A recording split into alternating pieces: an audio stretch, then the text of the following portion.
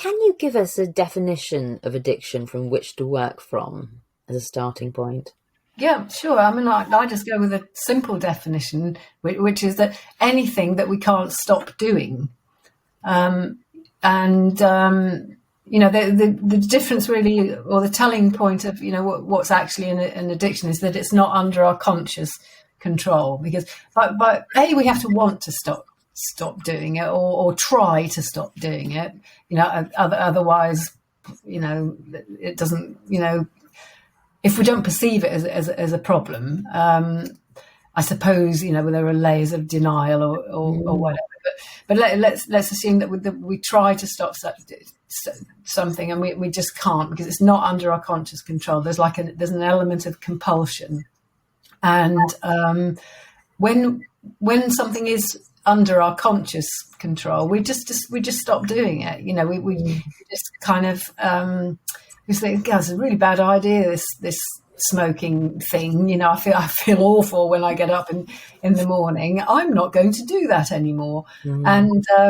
And then there are actually some people do that. Yeah. There are a few people that smoked, but they're not actually addicted to it, or they might have a physical addiction, but that really only takes about 3 days to work through. That's the fact of it. But as long as there's no kind of emotional attachment to it, then those people trot off, and they never go and see an EFT practitioner or a hypnotherapist or a whatever, because they don't need to. And it's the same with whatever the substance is.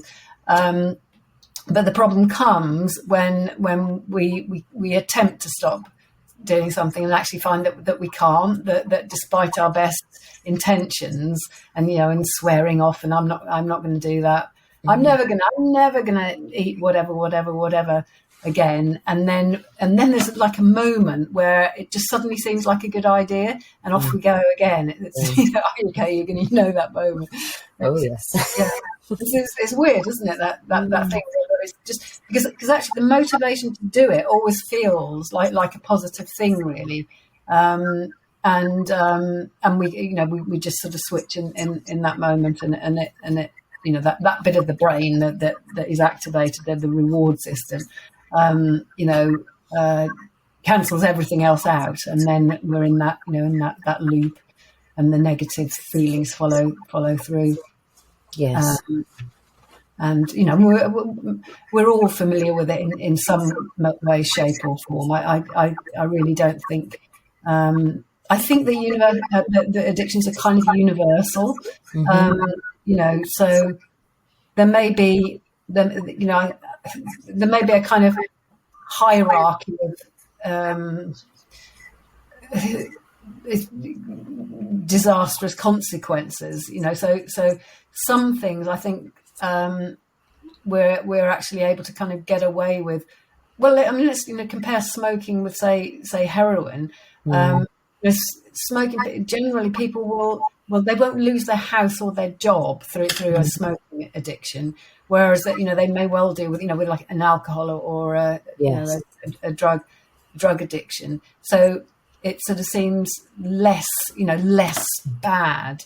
But what interests me is the kind of the quality of the shutdown of our kind of sense of joy, of our our kind of sense of connection to the world through addictions. And it maybe something that seems really harmless, like watching sport on TV. But if you never go out and do anything other than watch sport on TV, then you're going to be living a very small life. And I think the truth inside us, the spirit inside of us, feels that that conflict, the conflict between what we're kind of making ourselves do and what we really need to be expressing. I think that that's painful to our our true selves, to our our real spirit. Yeah. So sense. Yeah, I think that's a good a definition as any, something that we can't stop doing. Yeah. And but the first step is to want to sort of have that thought that there has to be something else, there has to be something more than this, and and then it might be that we feel the full force of the addiction because we find that we want to stop something and we can't, and then that's when all sorts of things kick off in not very therapeutic terms, but that's effectively what happens. Really. And what I found very interesting, what you just said, was that whole idea of the emotional attachment to an addiction. My father was a smoker. He then realised it could be affecting his ability to be a father, and so he stopped in 3 days, and my mother didn't notice, and he just gave it up. And in my life, when I had my diagnosis, I used alcohol as a crutch, and a lot of people thought, oh, she's addicted to alcohol because she's always drinking. But when push came to shove, and they said, well, if you want a transplant, we won't give you to one if you drink. I was like, well, okay, fine. Not that fussed, really. I mean, it was useful at the time, but now it's not. But then when it comes to something like chocolate, which I've actually had a session with Sue chatting about, because it has a connection to my grandmother when I was young and a reward system. Something that's taking years to kind of work through, and because I don't see it as bad as smoking, it's not destroying my lungs. It's harder to kind of go, oh well, actually I know in my heart of hearts that from all the reading I'm doing, sugar is it's bad for your gut, it's bad for your energy levels and fatigue and the brain fog. And so when someone realizes they've got an addiction and they come to you and they've made that decision, I think first and foremost that they want to make a change, what sort of process do you have for starting them on this healing journey with their addiction? Yeah, well, I would treat everybody as a one-off person. There really isn't a kind of like one size fits all. So everybody kind of needs to find, or hopefully I can help them to find that the key that unlocks their particular thing. The problem I find is often not that it's so difficult to stop doing the behaviour. I mean, we've got lots of even just with using the tapping and tapping on the urge or the craving to stop something. Sometimes that's enough just to actually kind of stop the behaviour. But my point is that it's not so difficult to stop doing something, but it's the staying stopped that's the problem. And that's usually what needs more and deeper kind of work to put in place or just sort of release the whole kind of ways in which we've come to this point where we have needed something to make us feel better, and we've needed that so much that we haven't been able to put it down, even though we don't like the consequences. It's no longer something that's wholly positive for us. And sometimes that will mean that one person has a history of trauma, and we need to kind of work through the trauma and through their responses to certain things that have happened. They've decided certain limiting beliefs about themselves. I mean, very common.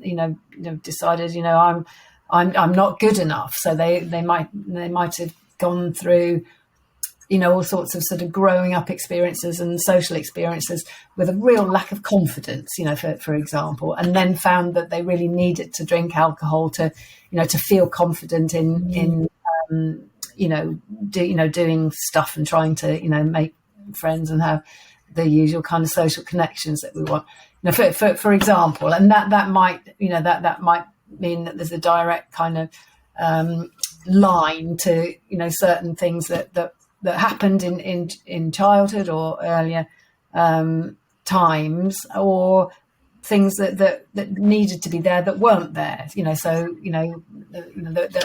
Everybody has their own kind of version of what brings them to now, but not everybody. There's definitely a relationship between trauma and addictions, but I really don't think that everybody that comes to a place where they feel like they really do have an addiction necessarily has a trauma in the sense that that's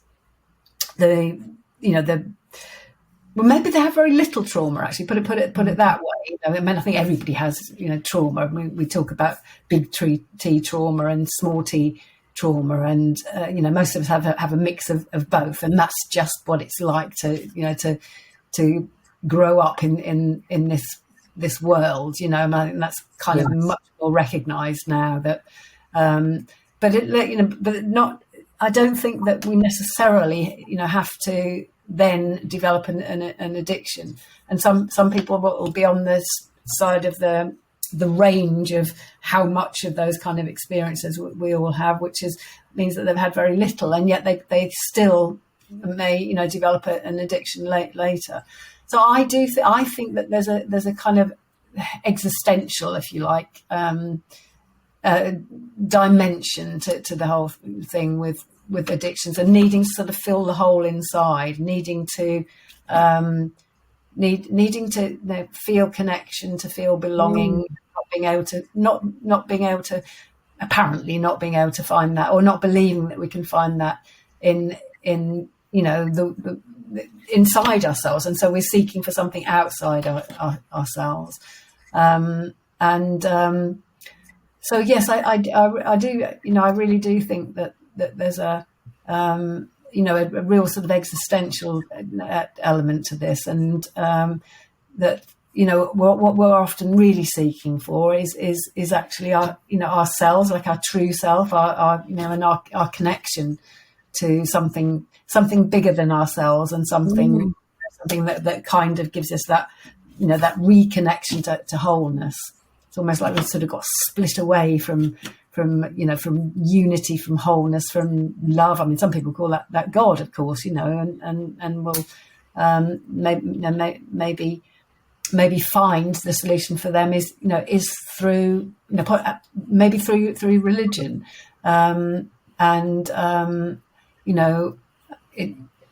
back to my original point that there's no kind of one size fits all solution for everyone, but I do think that we all have an urge to kind of complete ourselves, to kind of feel that connection to wholeness.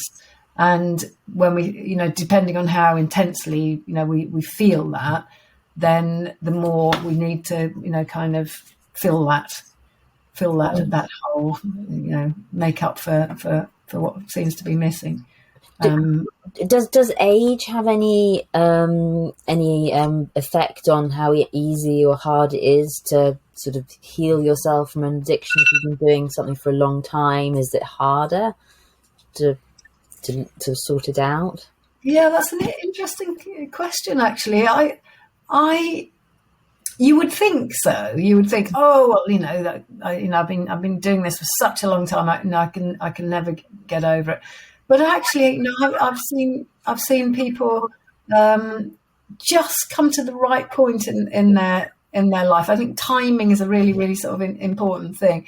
And, maybe they've been doing whatever the thing is that they've been doing for, 20, 30, 40 years. And then, they just get to that point where they really deep down sort of realize there has to be a better way, that what I'm doing isn't bringing me, happiness, fulfillment, joy. And sometimes it can be much harder, working with, say somebody in their 20s.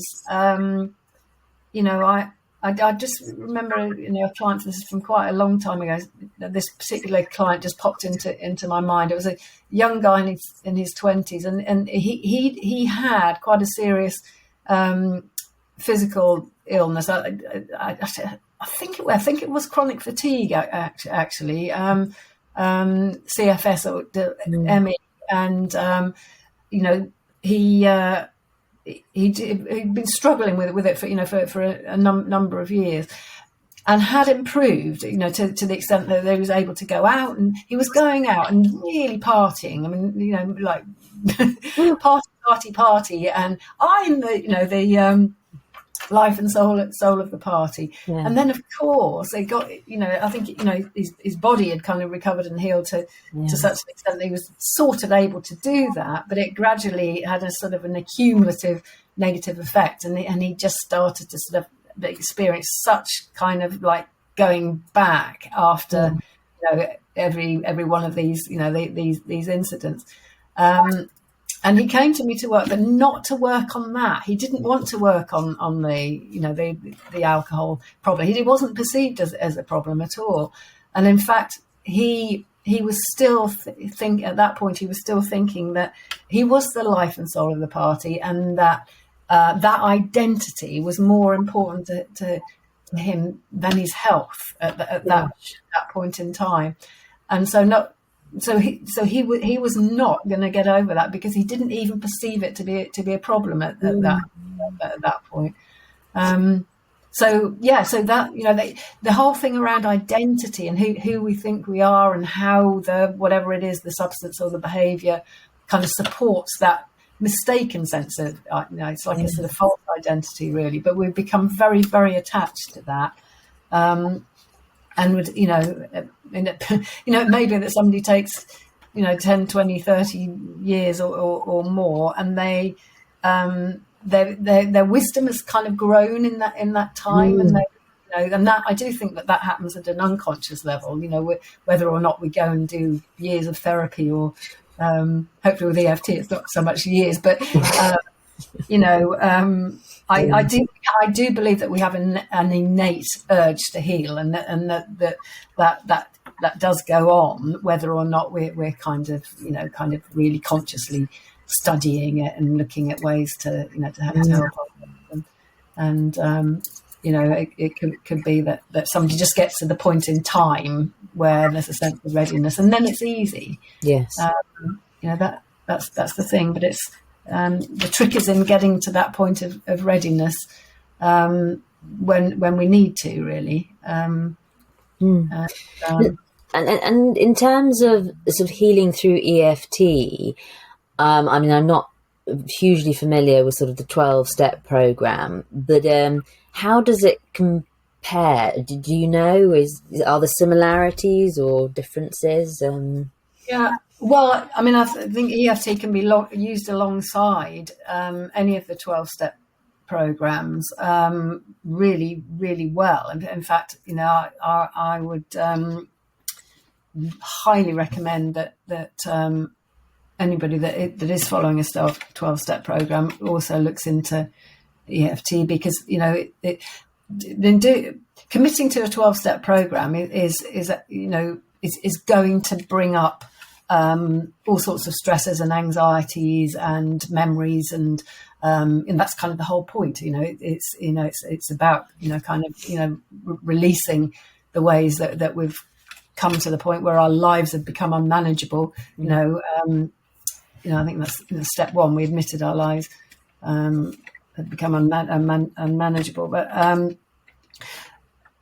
tapping can really kind of help to process, to reduce stress and anxiety, and we have particular ways of working with specific memories to release the effects, the energetic charge, the sensory kind of unprocessed sensory experiences, the beliefs that we create as a consequence for those things, and we can work really well using particular techniques of the EFT. It's not just tapping. There's a sort of bunch of techniques that go with it, and that comes alongside the I think it's step 4.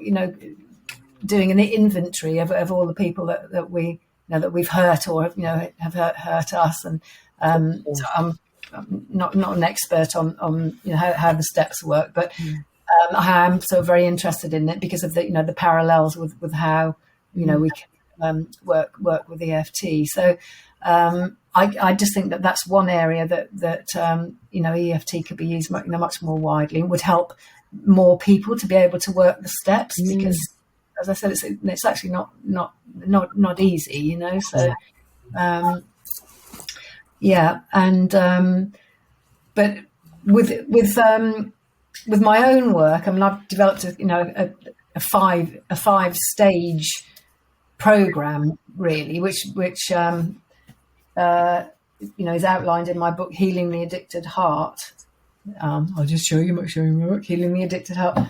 5 stages of transformation with EFT, and obviously I can't sort of give you the entire everything that's contained in the book now, but essentially that the 5 stages take us through initially working with the behavior itself, because in the beginning what people want is just to stop, I absolutely have to stop. So we're looking at the behavior and the context within which that takes place. So the context is the internal context, really, of where are we at right now? What has brought us to this point? What are we believing about ourselves, that other people and the world? So the behaviour and context are sort of intertwined. So we'll start at that point, and then the whole kind of stage of beginning to clear up the past, and using EFT as a tool to do that. And by clearing up the past, it's what we feel about the past, and that our reactions to it, and how we've used our power. So stage 2 is really all about power, as in the creative power, but the sort of use, abuse, and misuse of our creative power.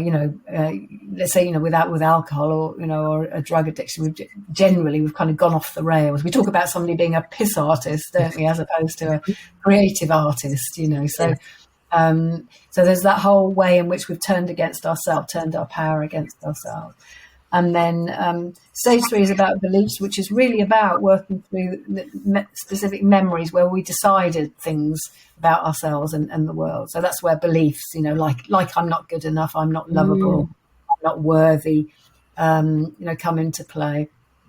And then we've got the whole area of around identity. Who do I think I am?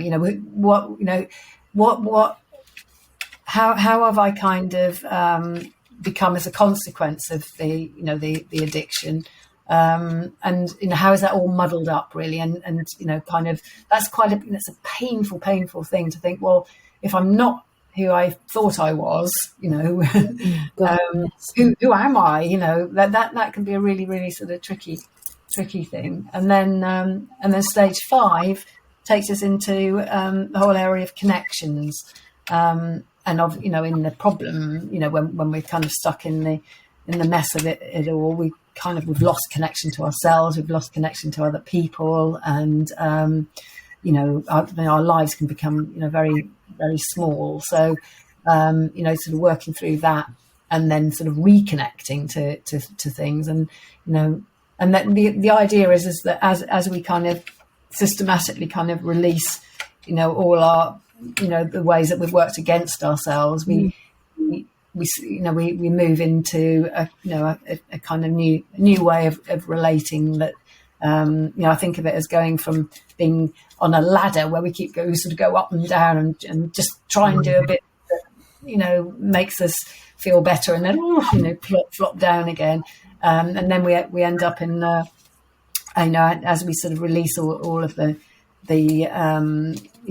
ways that we've worked against ourselves, we end up in a kind of flow, and we still have to address the same things in our lives. We still have behaviours, and we still have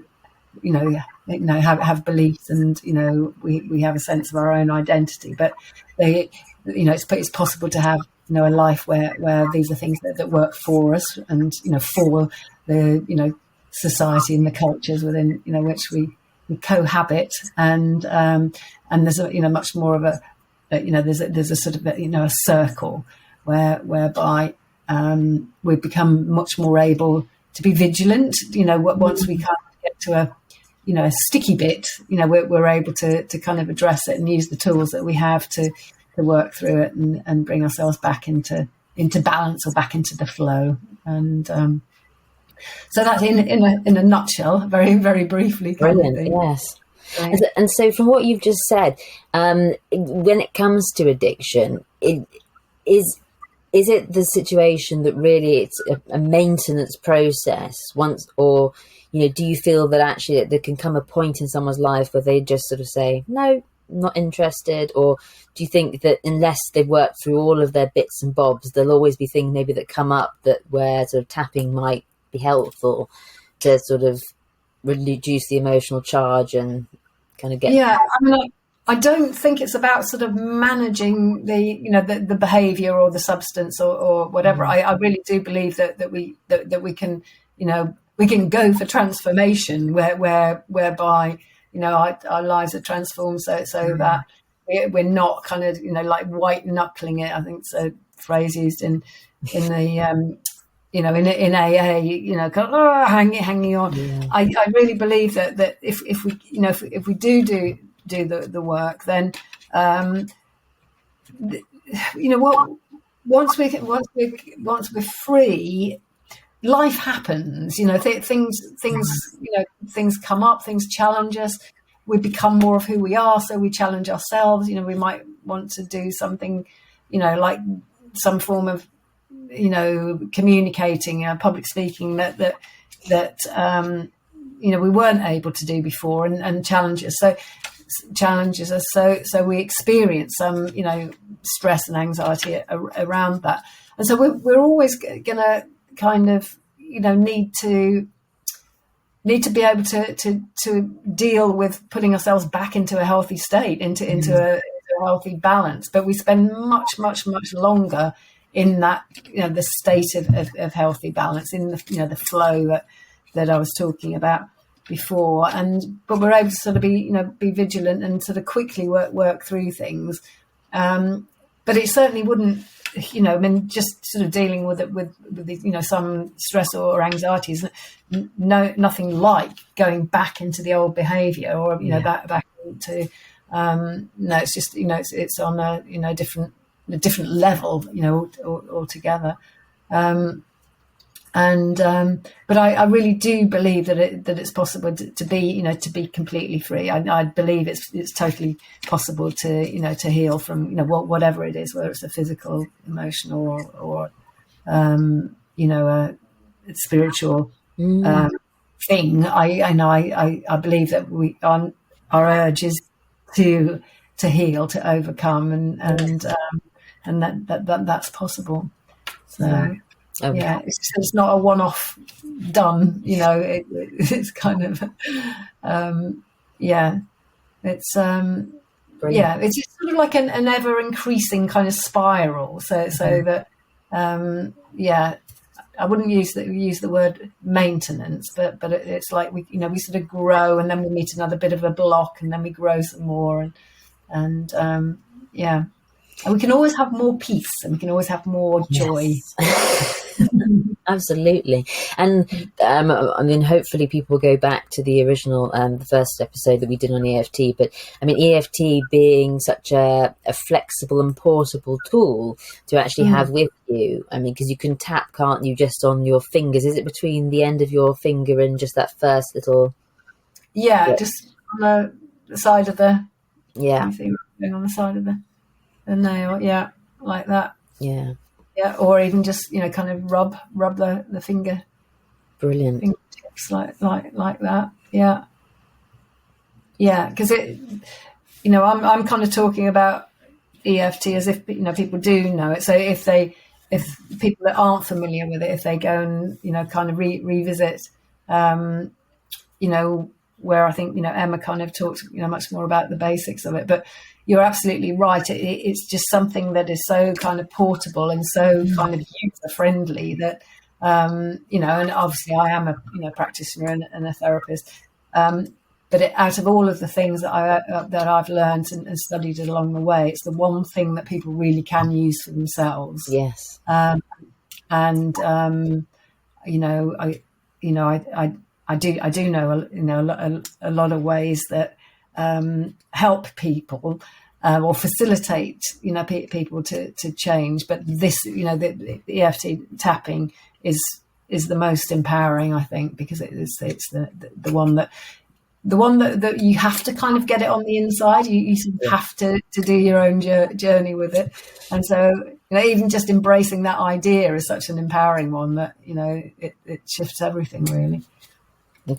Super. I mean, I think you've articulated brilliantly the strength of this self-care tool, and hopefully given hope to some people in the world actually now that addiction doesn't have to mean a life sentence of one action or experience or whatever, and that there is hope. And I think so often when someone's given a diagnosis or even just given a label of being an addict, that can have such a huge impact on their mental state. And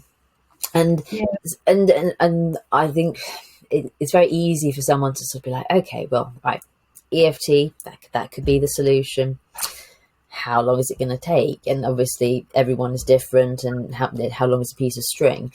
But how many sessions would you recommend that someone has with someone like yourself to actually get a good off the starting blocks of the race go at this? Because from my own experience, I think, yes, you can do it by yourself, but working with a practitioner is really good at kind of getting into the nitty gritty of the bits that you don't want to talk about, or maybe you won't pick up yourself. Yeah, no, I agree.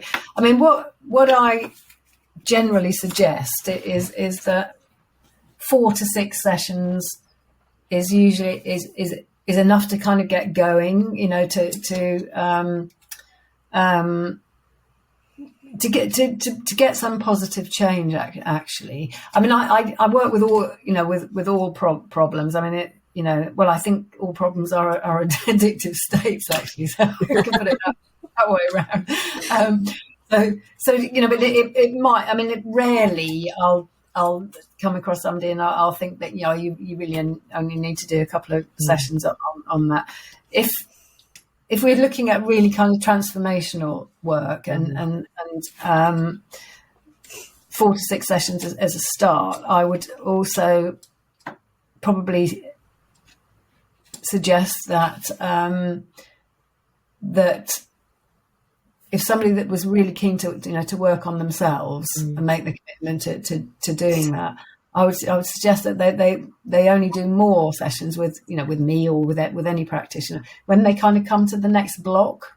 That's interesting. Yes, that makes a lot of sense. And yeah, and I mean, I'm kind of thinking a bit about people that I teach who by definition are using EFT on themselves because they're learning it. So they will, chances are that they will be doing a lot of work on themselves. But quite often it's easy to sort of forget that when we get to a sort of stuck bit or a block, that's where we've met our unconscious material, and you can't get past your kind of unconscious material yourself. That's that's because it's unconscious. You probably only need to do 1 or 2 sessions at that point, and so somebody that's made a real commitment to using it, might go on, sort of just happily, just probably not necessarily doing that much with it, but they're just living their lives perfectly well. But then they may well get to a sort of sticky patch at some point, and that will be when to do more. More sessions with a practitioner. And I was just thinking, sort of from my own perspective, one thing I'd like to do in my life is reduce my sugar intake. I'll put it in that nice kind of reduce rather than lose. But it's probably best that someone also just makes a decision to embark on one of these journeys at a time which is going to be conducive. So just before Christmas, I don't think is a good idea. In the spring, in the new year, where there's kind of that feeling of opportunity, that's probably a better timing, as well as timing of both your decision, but also when in life things are going to be easier and people aren't going to be sort of accidentally facilitating your addiction or behaviours. That's worth considering as well, I'd imagine. Yeah, I think it is. Yeah, and I mean, a good question to ponder is how am I valuing this thing? Because I mean, when we want to stop doing something, we sort of think that we hate it. Quite often, it's like, there's nothing positive about this at all. But when we continue to do something, we are always valuing it at some level, which is probably not immediately conscious. Otherwise, we wouldn't be doing it. This is kind of how it works. So you could say that just saying, oh well, wait until Christmas is over, is going to, or wait until whatever. That might, there's common sense in that, but it kind of doesn't really necessarily sort of work at that in that way. It's you said something interesting at the beginning about the with the alcohol, that when it came to it, when you had the offer of the liver transplant, you didn't find it at all difficult. No. You valued something more than the alcohol. Just slightly. Yeah, just a tad. But it was really easy, wasn't it? Yeah. Yeah, and that's generally how things work. We don't stop doing something because we hate it enough, and we think we convince ourselves that it's bad enough. We actually move towards something more. But the thing that we move towards doesn't necessarily have to be an obvious, tangible thing. Like obviously, you had that, and that was a huge thing. It's just it can be a shift in mind. It's a shift in mind where we sort of drop the valuing of something that is not valuable. Yeah. And your unconscious wisdom will know more about that than I do, or even you do actually.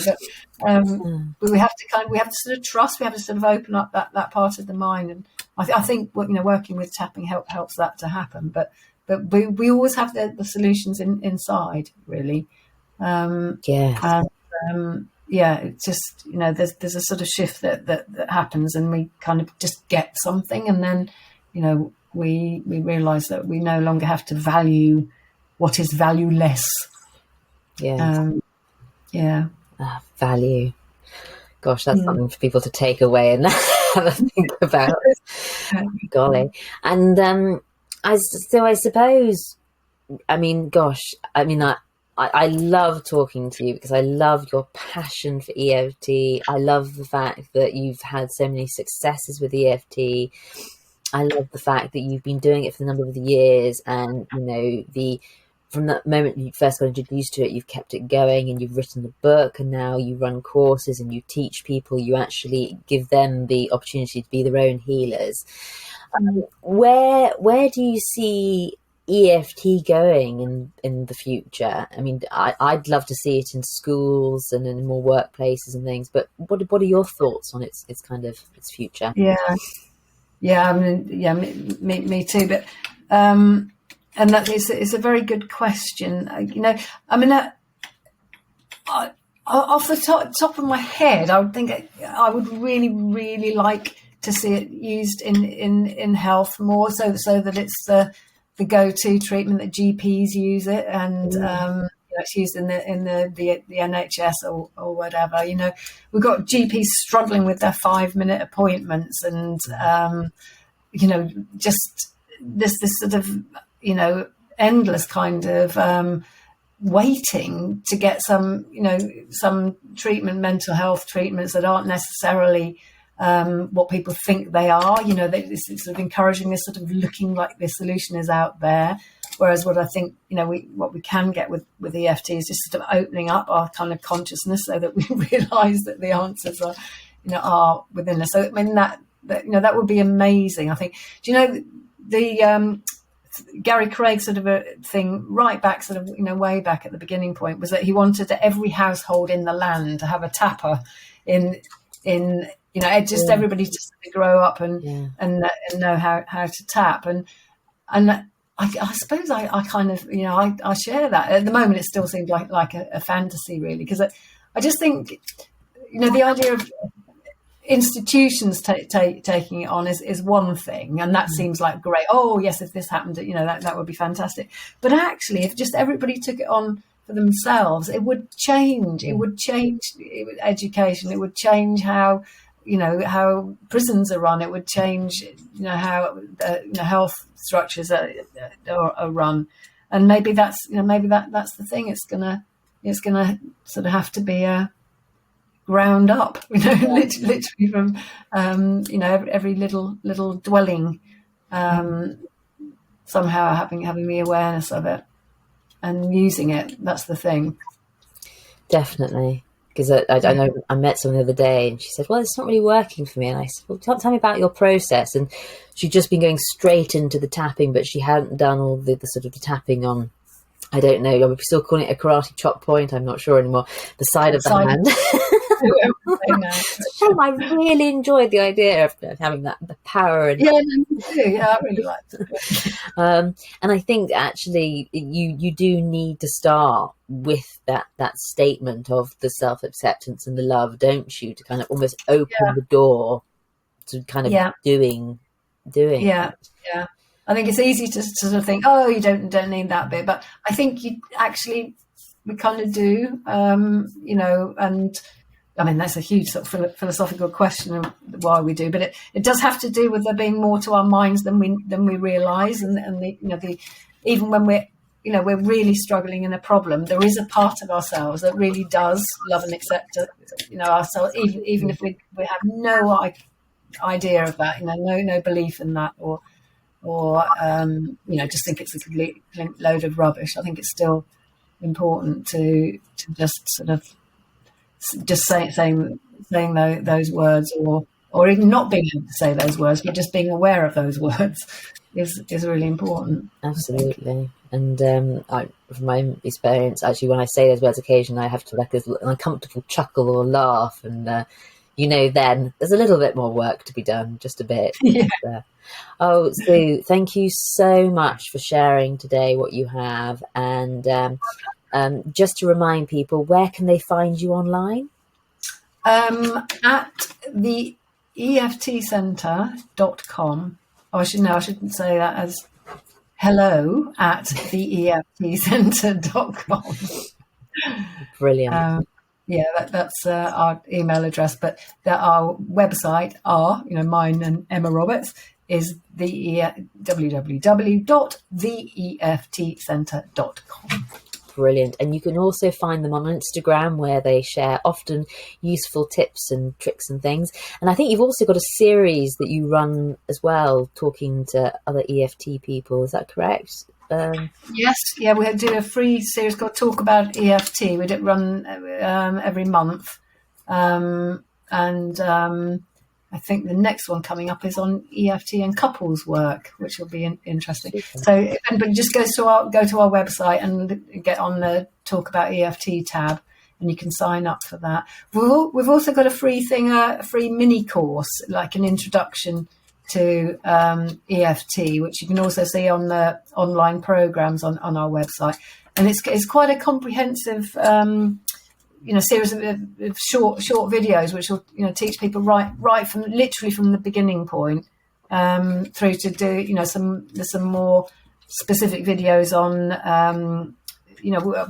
applying it to smoking, applying it to anxiety.